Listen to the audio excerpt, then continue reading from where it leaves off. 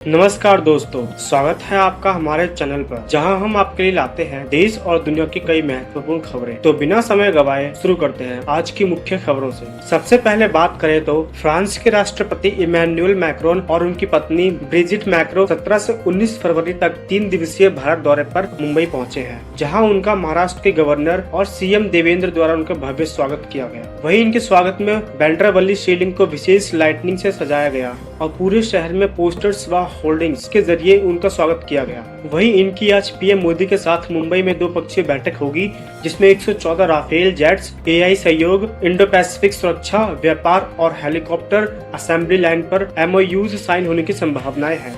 ये मैक्रो का चौथा भारत दौरा है और पहली बार वो मुंबई आए हैं, जिसके बाद वे कल दिल्ली में इंडिया एआई इम्पैक्ट समिट में भी शामिल होंगे। ये दौरा भारत फ्रांस संबंधों को नई ऊंचाइयां देने वाला माना जा रहा है। इसी बीच पड़ोसी देश बांग्लादेश में BNP चेयरमैन तारिक रहमान आज ढाका के जातीय संसद परिसर में प्रधानमंत्री पद की शपथ ली। इसी के साथ आज सुबह 10 बजे नए सांसद ने भी शपथ ली और दोपहर 4 बजे राष्ट्रपति मोहम्मद शहाबुद्दीन उन्हें और उनके कैबिनेट को शपथ दिलाई थी।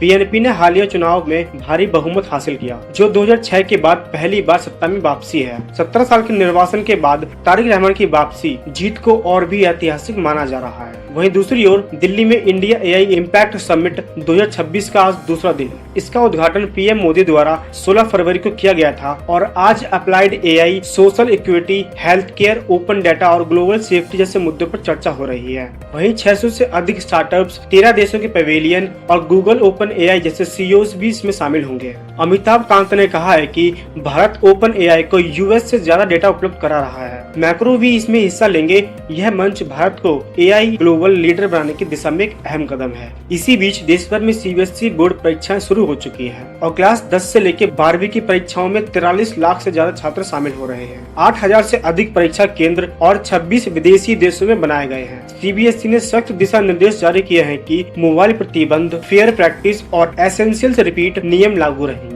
वही दूसरी बड़ी खबर, जहां 17 फरवरी को साल का पहला एनुअल सोलर इक्लिप्स यानी रिंग ऑफ फायर भी लग रहा है। हालांकि यह भारत में दिखाई नहीं देगा, लेकिन अंटार्कटिका और कुछ अन्य क्षेत्रों में आंशिक रूप से नजर आएगा और इसे नासा सहित कई एजेंसियां इसकी लाइव स्ट्रीम कर रही हैं। ये 2026 का पहला सोलर इवेंट है। इसके बाद अगला लूनर इक्लिप्स मार्च में होगा। वही इसी के साथ MCX पर सोना और चांदी में भारी गिरावट आई। सोना 1.53 से लेके 1.54 लाख प्रति 10 ग्राम और चांदी 2.37 से लेके 2.40 लाख प्रति किलो के स्तर पर पहुंच चुकी है, जिससे ये ग्लोबल फैक्टर्स और डॉलर की मजबूती का असर दिख रहा है। वहीं दूसरी ओर प्रधानमंत्री नरेंद्र मोदी 25-26 फरवरी को इजराइल का दौरा करेंगे। ये 2027 के ऐतिहासिक दौरे के बाद उनका दूसरा दौरा होगा और वे नीसेट में संबोधन देंगे और पीएम नेतन्याहू से व्यापार, रक्षा, टेक्नोलॉजी और काउंटर टेररिज्म पर बातचीत करेंगे। यह दौरा एशिया मिडिल ईस्ट संबंधों को नई दिशा दे सकता है। वहीं अगली खबर, NTA ने JEE मेंस 2026 सेशन 1 का रिजल्ट जारी कर दिया है। 12 छात्रों ने 100 NTA स्कोर हासिल किया है और 13 लाख से ज्यादा छात्रों ने परीक्षाएं दी हैं।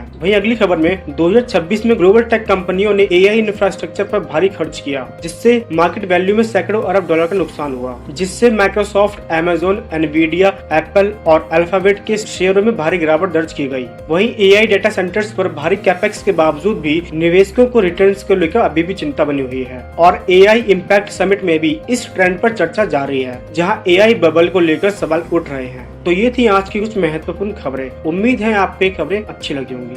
धन्यवाद।